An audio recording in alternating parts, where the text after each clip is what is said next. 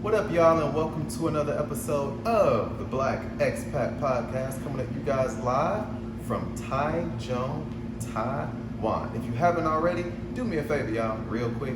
Take you less than a second, I think. Hit the subscribe button and subscribe to my YouTube channel. If you haven't already, please make sure you go ahead and do that for me. I appreciate you. I want to answer a question today that I got in asking me, hey, where is a country that you traveled to that maybe a lot of us don't know about, haven't heard about, and want to see some pretty cool videos from? I was like, you know what? Let me think about it. First place that came to my mind was, y'all almost got me. Y'all know what to do. Before we get started, let's have a drink.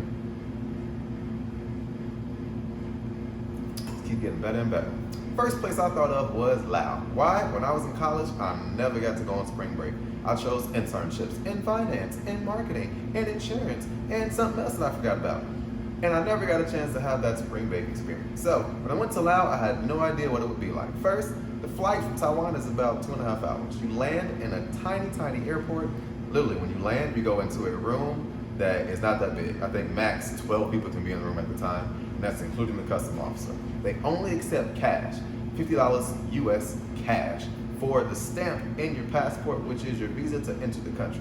Sounds sketchy, right? When we read it, they were like, yeah, it sounds sketchy, but it's okay. Just take $50 US to pay. Don't use any other currency. And you can only get their currency in the country. So even if you weren't a US citizen, you had to find a way to get $50 before you got there, because they were not doing currency exchanges inside that.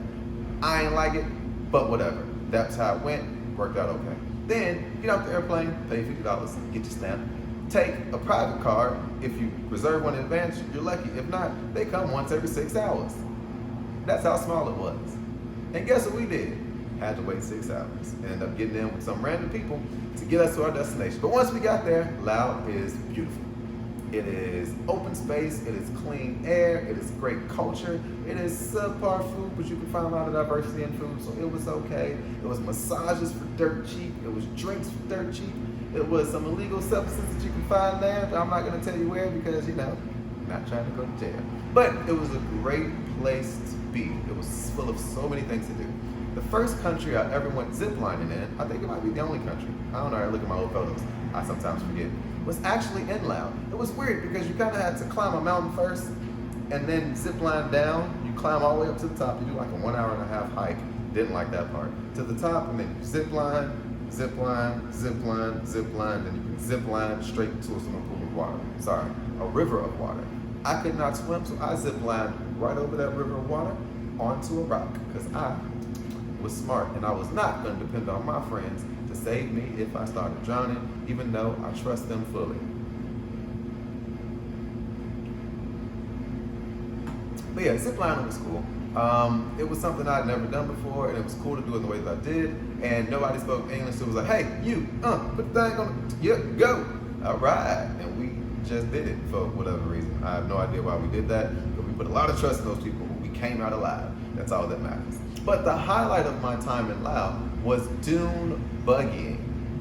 We had dune buggies, and me and Patrick were riding them. Patrick's my best friend, business partner, co-owner of Octagrass Bar. Also, the in-house bartender. Go to inhousebartender.com for all of your amazing in-house online drink deals. Check it out. You'll love it. Trust me. But yeah, we were driving dune buggies. And at first we're like, okay, we're going to go on a dune buggy track. We're going to be able to drive around. We're going to be able to race each other. No. We were driving through towns. We almost ran into some cows. We were cutting through traffic. It was a dune buggy experience like none other. It was so great that after we got done driving the dune buggies, Patrick's face looked like this. My face looked like this. I don't know where I'm gonna put it, but y'all gonna figure it out because you're gonna see it on the screen. And it was pretty cool.